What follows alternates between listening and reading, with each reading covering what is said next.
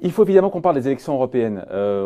L'issue est proche. Quel impact ça peut avoir sur les marchés financiers? On en parle avec Frédéric Rollin. Bonjour Frédéric. Bonjour. Conseiller en stratégie d'investissement chez Pictet Asset Management.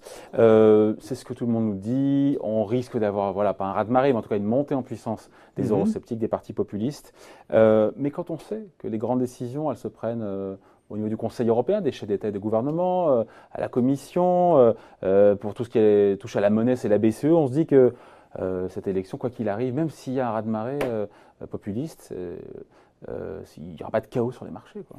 Alors, pas forcément de Lundi chaos matin à l'ouverture, sur les marchés. Néanmoins, donc on a voilà, des partis eurosceptiques qui ont fait à peu près 22% enfin, des députés en 2014, qui pourraient dépasser les 30%. Ouais. Et donc, pour trouver des majorités dans les 70% restants, ça va être de plus en plus difficile. Hein, pour voter le budget, pour éventuellement poursuivre des sanctions contre des pays qui ne joueraient pas un jeu suffisamment démocratique vis-à-vis de leurs institutions. Il y a des conflits entre la Commission européenne et la Pologne. Ça pourrait éventuellement ralentir les processus.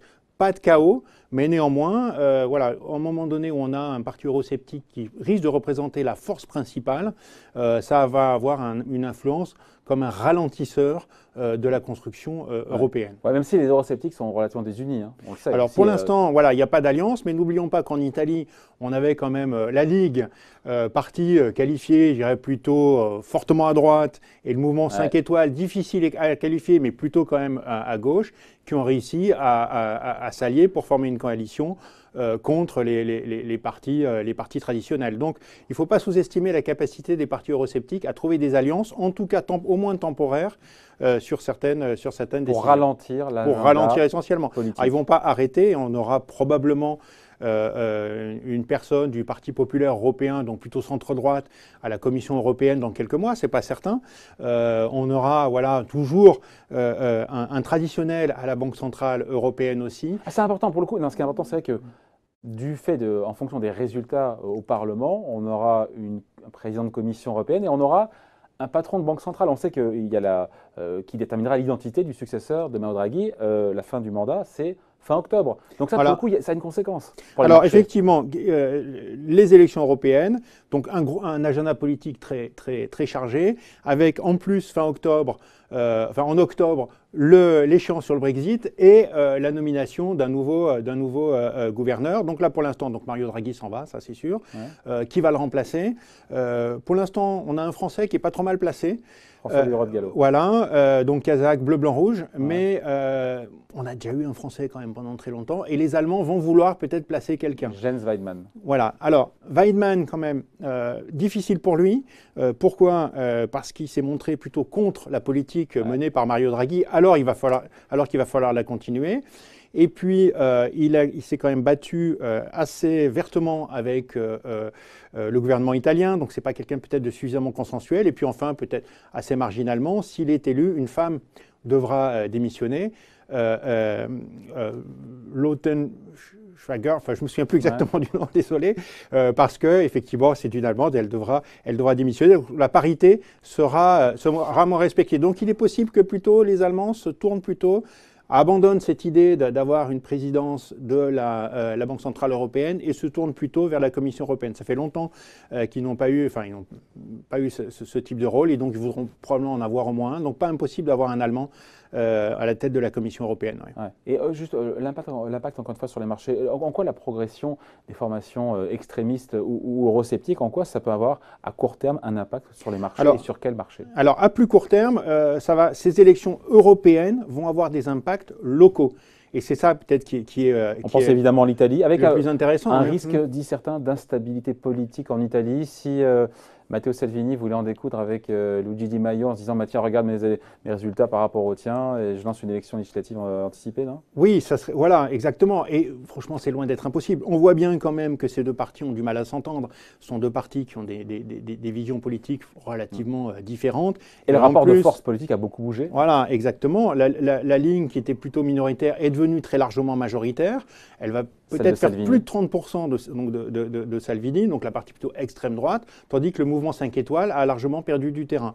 Donc évidemment, Salvini peut très bien se dire, eh bien voilà, je vais m'assurer, donc si ces résultats sont confirmés, pour l'instant ce sont des sondages, mais si les élections européennes confirment la prédominance de la Ligue, anciennement Ligue du Nord, eh bien il peut déclencher des élections. À ce moment-là, des élections en Italie, ça les marchés n'aiment pas beaucoup.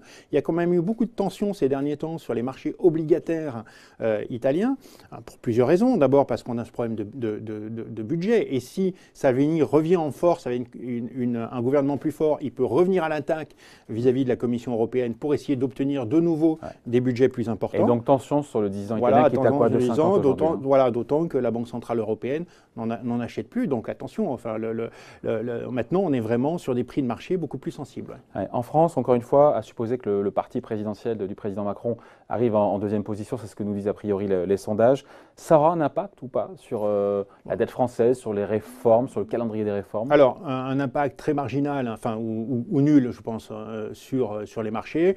Maintenant, voilà, il est clair que, mais là c'est plus de la politique générale, hein, si Emmanuel Macron voit que si on voit que le Rassemblement national devient le premier parti après les élections et que En Marche perd du terrain, bien, ce sera plus difficile pour faire passer ces réformes, qui de toutes les façons aujourd'hui sont, après les mouvements des Gilets jaunes, plutôt mises sous le couvercle. Ouais, donc peut-être une deuxième partie du mandat un petit peu plus tranquille. Ouais.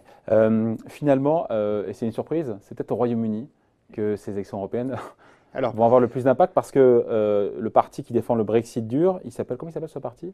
Alors, c'est le parti du Brexit. C'est le parti du Brexit. C'est l'ancien responsable de l'UKIP, donc Nigel Farage. Voilà, qui a monté ce parti, et qui est là juste et qui est très largement en tête, hein, qui va faire probablement plus de 30%. En fait, ils prennent beaucoup de voix aux conservateurs. Donc, qui ont été les électeurs conservateurs qui ont été découragés par Theresa May, son incapacité, peut-être pas de sa faute, mais en tout cas n'y est pas arrivé à mettre en place un Brexit, à sortir proprement. Et on voit d'ailleurs que les lecteurs, notamment les membres du Parti conservateur, hein, ceux qui ont leur carte, sont très très brexiteurs. On a eu des parlementaires qui étaient finalement relativement divisés, mais les membres du Parti conservateur sont très largement pour un Brexit, voire un Brexit dur. Et donc ils sont en train de virer sur le Et quel impact ça peut avoir, encore une fois, sur le Brexit et sur le fait que Theresa May soit encore plus en difficulté? Les conservateurs voient leurs électeurs s'évaporer, en quelque sorte, et ils vont vouloir les récupérer. Donc, exit probablement Theresa May, et une nouvelle personne, clairement plus pro-Brexit. Plus dur, hein, parce que les électeurs s'en vont, parce que les encartés, je dirais, des conservateurs sont clairement plus pro-Brexiteurs. Et donc, voilà, typiquement, Boris Johnson, qui, voilà, en plus, a cette capacité à, je dirais, motiver les populations. Et donc, du coup, des négociations plus difficiles et presque une quasi-certitude qu'on ne repousse pas encore le délai et qu'en octobre, voilà, on est véritablement une sortie du Royaume-Uni. Donc lundi matin, il n'y aura pas de bouleversement sur les marchés, mais quand même une montée des incertitudes quand on prend sur chaque pays, sur l'Italie, sur le UK. Clairement, beaucoup plus la confirmation, donc du coup pas de mouvement de marché, mais la confirmation quand même que la construction européenne c'est difficile. Et puis en Italie et en Grande-Bretagne, probablement quand même quelques mouvements sur les marchés, dépendant des scores que vont faire les partis eurosceptiques. Voilà, merci. C'était très intéressant. Merci donc Frédéric Rollin, conseiller en stratégie d'investissement chez Pictet AM. Merci beaucoup.